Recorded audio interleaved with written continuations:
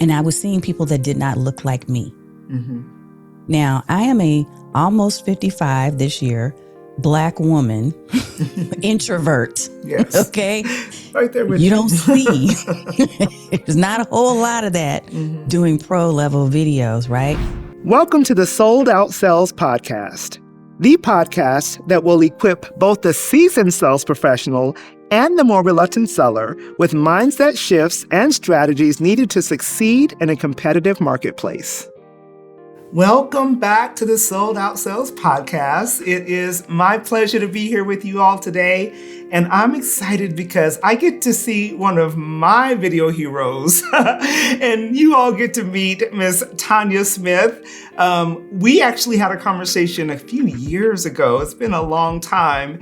And I was like, it's time to have Tanya back. I've been watching her. She is rocking out video, doing the AI thing. And she's probably got a lot to share with us.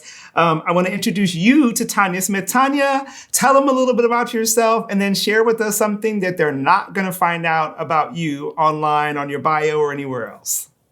So a little bit about me. First of all, thank you for having me on your show. And I can't believe that 2 years has passed by so quickly, but I do want to thank you for inviting me to connect and reconnect. Absolutely. I am a live stream marketing strategist and business coach, and I am the founder of Get Noticed with Video LLC.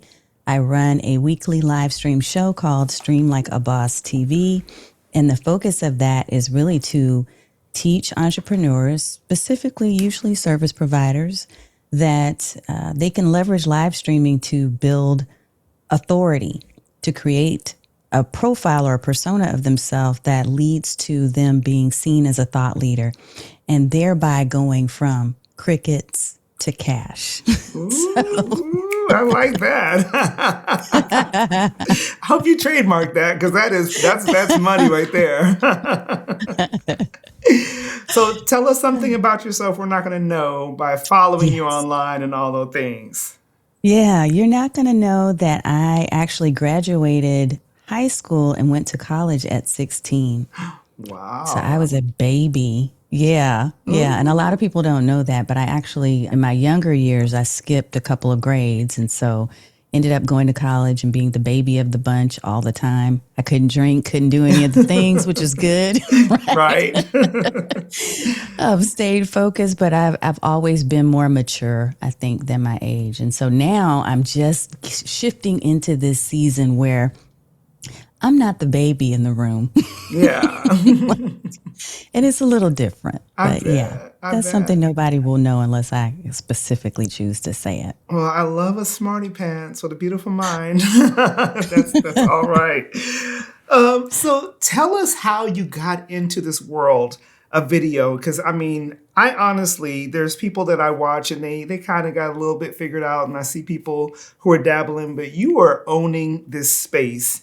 And I know that you've obviously, you've taken time to really perfect this craft, but what got you started in this world of really helping people to get noticed on video? I was the last person to do video. So I'm going to say that. So for anybody who is paying attention right now, if you're feeling a little lost and feeling like, I know I need to do it, but I'm not sure. I was the person behind the camera on the other side saying, don't put me on camera. Like I can speak all day long. You can put me on a voiceover, but do not put me on camera. And even to the point that I would have slides and I would talk. My early YouTube videos will show this. I would talk, or I even hired somebody to create a cartoon character of me so that I didn't have to be on camera. But what I realized is that at a certain point, probably about now, I don't know, it's almost been 10 years, which is crazy. My husband was actually going through colon cancer and was going into chemo, and it was about a year. And at the time, I was trying to figure out, did I want to just continue to focus on the corporate job and try to do this side hustle thing, which was other types of coaching, social media marketing, brand coaching, that type of thing? Mm-hmm. Or did I need to do something dramatically different? And the one thing that kept standing out to me was video, because that's what I kept hearing is you need to do more video. Even then, they were saying do more video. But here's what I know. when you do the things that others won't, you get the opportunities that others don't. I know this.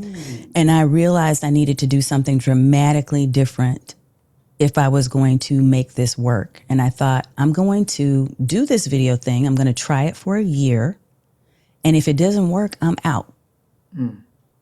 And I knew I didn't want to do produced video because I didn't want to invest the time, the money, all of the things. So I thought, let me try live streaming since this seems to be a hot new thing that all the social media platforms are asking for. I'm going to try that because I can get on camera and get off and be done.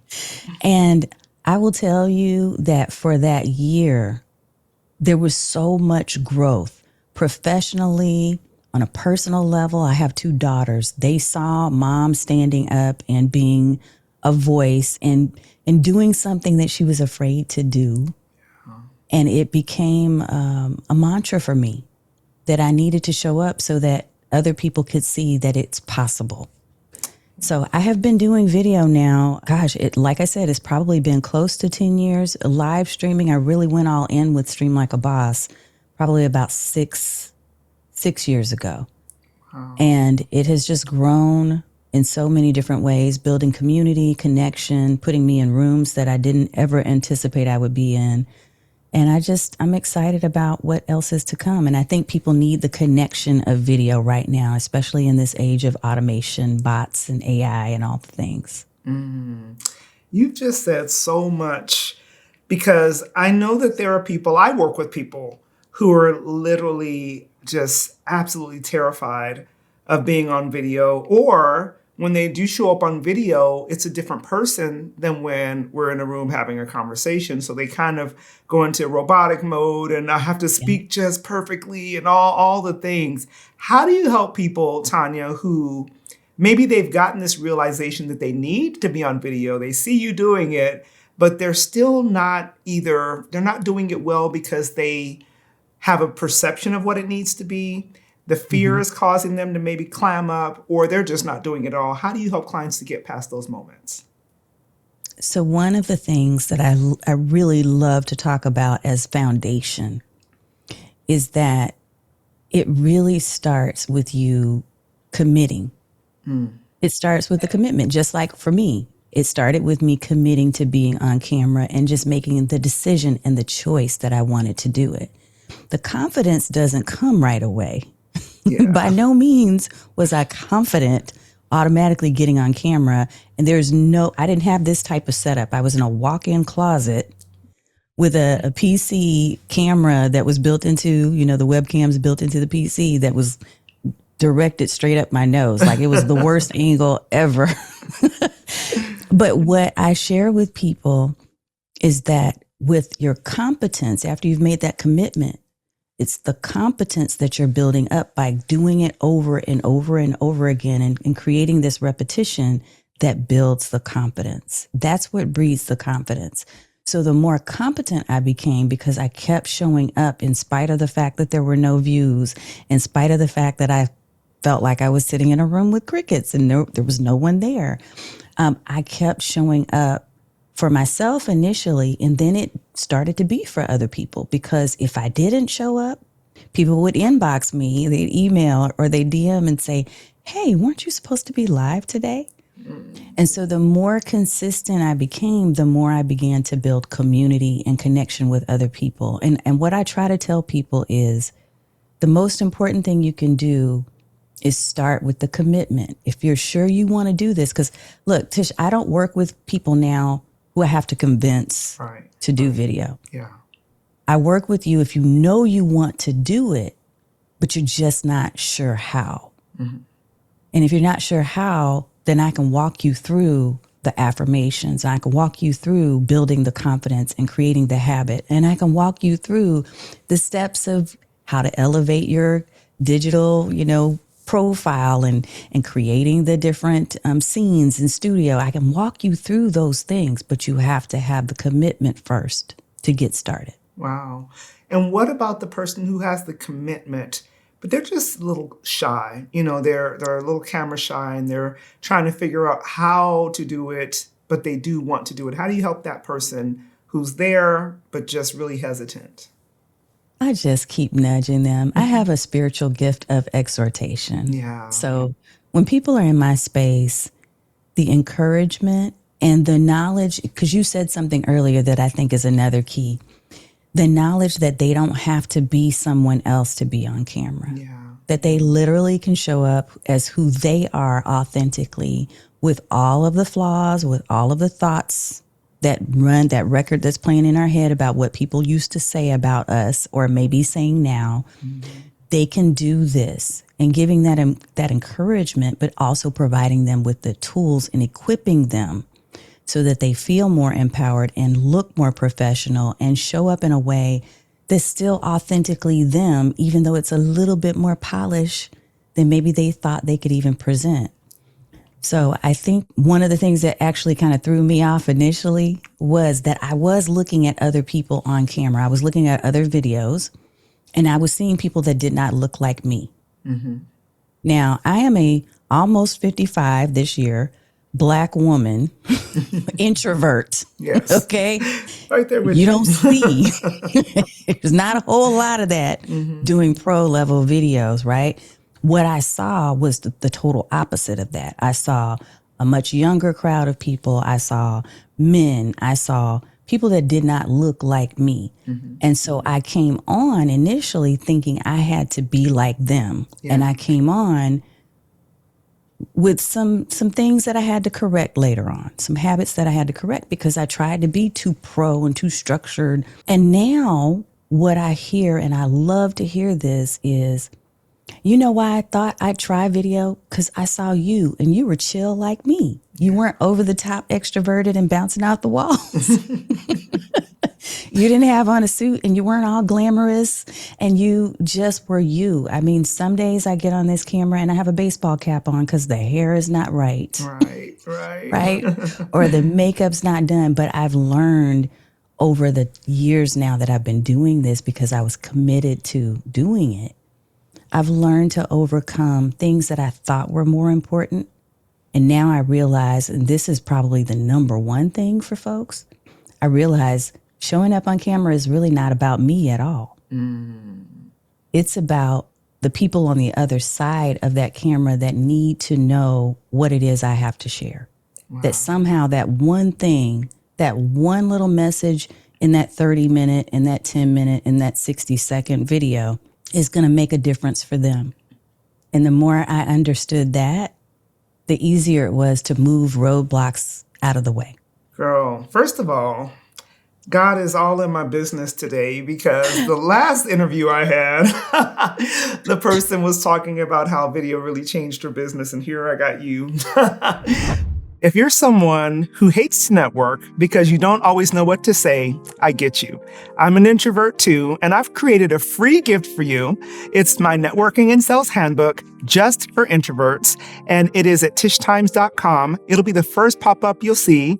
Grab it. Let me know what you think about it. It's free. Go grab it right now. I teach people how to sell, right? And I could sell all day long, and I believe that for many people, adding that consistent video is probably the next level for them, really reaching a level that they may not have been able to, an audience definitely they hadn't been able to reach before. Talk to me about, you said you show up at a certain time, or you don't show up, people might be inboxing you. Talk to me about that scheduling, and how did you come up with the need to be that consistent, and how's that impacted your business? So by nature, I am, let me go ahead and throw this out there. I'm a very disciplined, structured person, if you couldn't tell, right? I'm very disciplined, structured. I love systems and workflows and all of that. Now, that aside, one of the benefits of you having structure and a schedule is that you create a sense of trust. You start to build the trust, and the reliability is there, because then people know, hey, Thursdays at 7 p.m. Central, that's when she's on, and they're sitting and they're waiting with bated breath. They're like, hey, that's the time.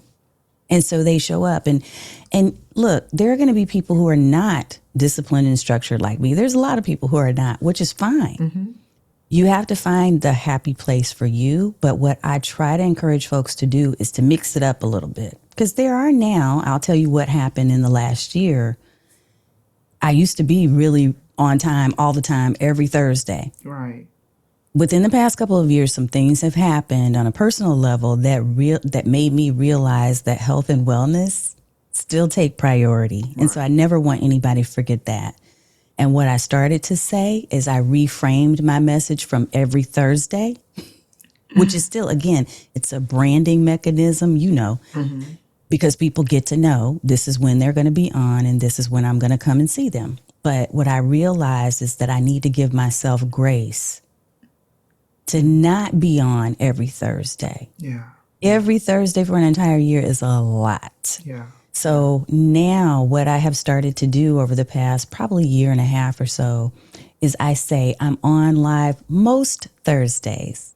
Yeah. And so people have adopted this language because they're like, oh, Tanya, I'm so glad that you said most because that makes so much sense to me.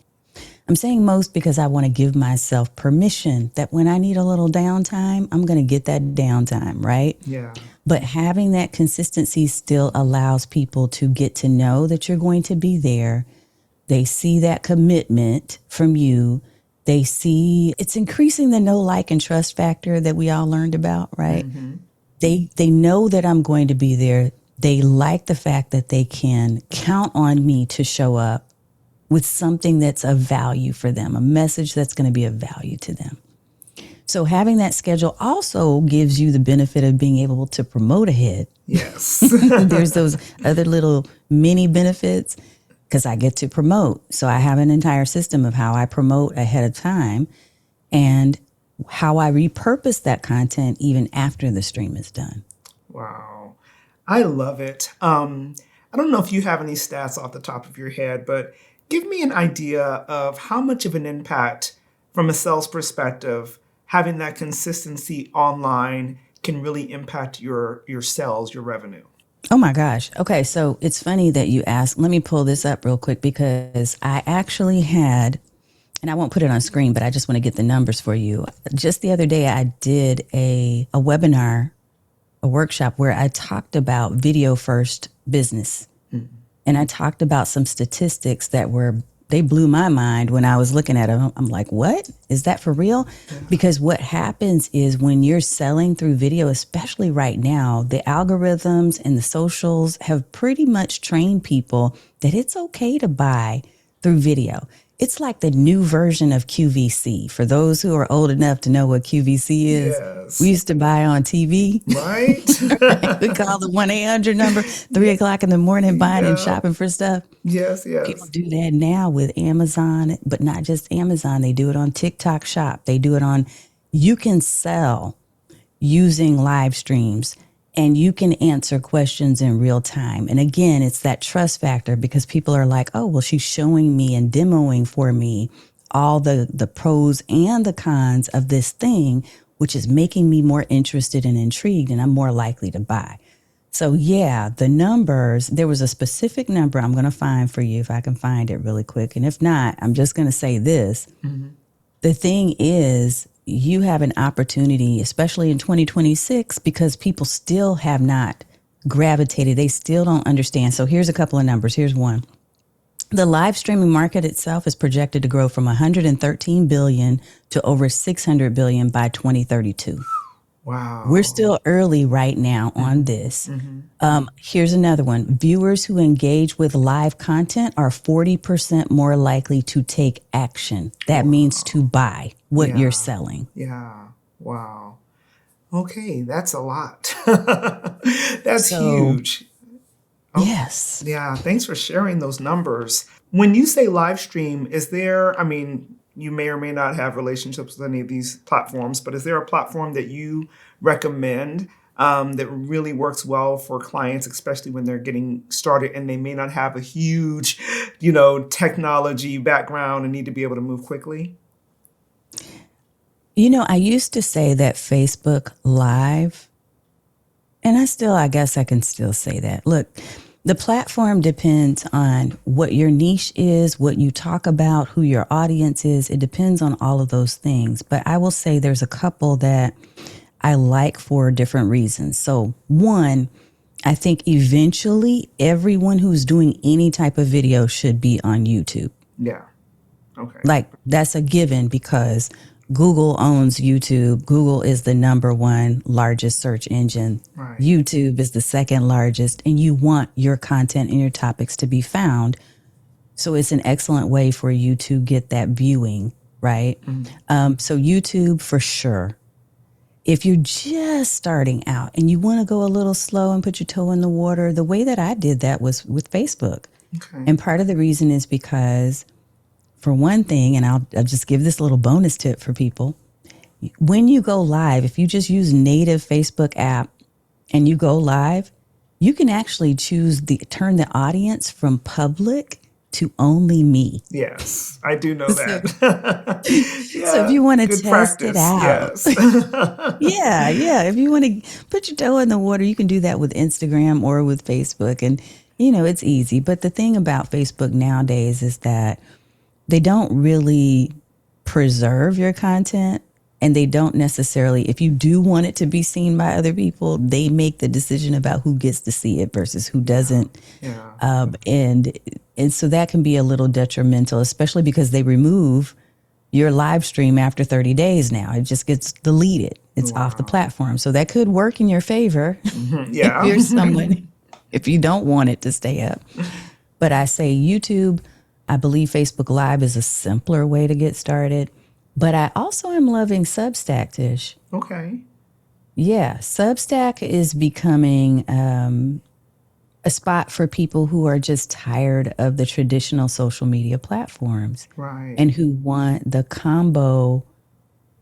They want that mix, that variety of articles, plus doing video, plus creating community, plus deciding if you want to have a free community and a paid community in the same space. Like there's all of these different options and a lot of variety there.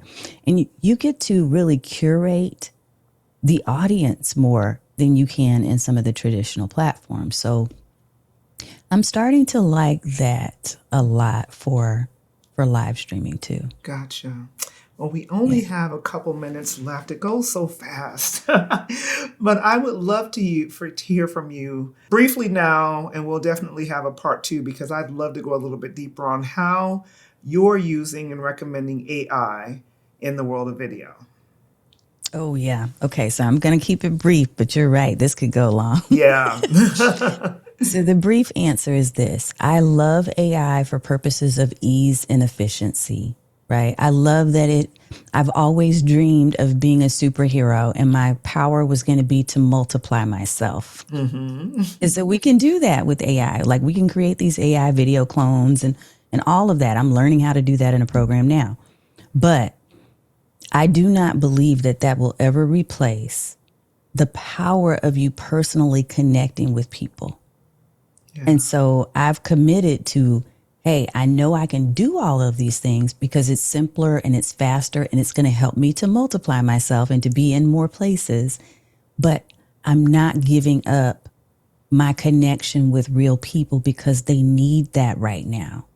You can do so many things with AI. So my thumbnails now, I don't have to go and pay thousands of dollars for someone to create. I can create them in minutes just out of an idea in my head and put that using AI, use my actual image, and it's beautiful, right? I can do these things because they're simpler, they're efficient, they're effective, they're even cheaper. Yes. But you always have to ask yourself, is this the situation where I should be leveraging AI? And don't let it lead. You need to still continue to be the thought leader.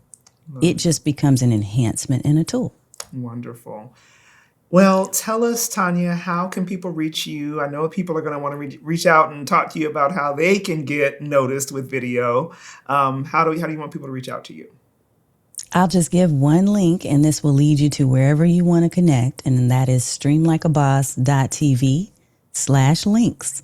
If you go there, you'll have an opportunity to book a coffee chat with me, or if you want to connect on YouTube or follow on Facebook or however you choose to connect. Perfect. We will definitely book part 2 because I want to go deeper on that. But thank you so much for your time, your expertise. It's just amazing to reconnect with you, and I look forward to talking to you very, very soon. You too. Thank you. You're so welcome. Well, those of you all who are picking up the gems that Tanya was dropping. Make sure you connect with her. Put something into practice that you heard today. The Bible says that we should not be hearers only. We should be doers of the word. I'm giving you that same assignment for the Sold Out Sales podcast. When you hear something, put something into practice that you learn. And we'll see you back here next week. Bye. Thanks for listening to the Sold Out Sales podcast. I would be so appreciative if you would show me and my amazing guests some love by leaving a review on your favorite podcasting platform.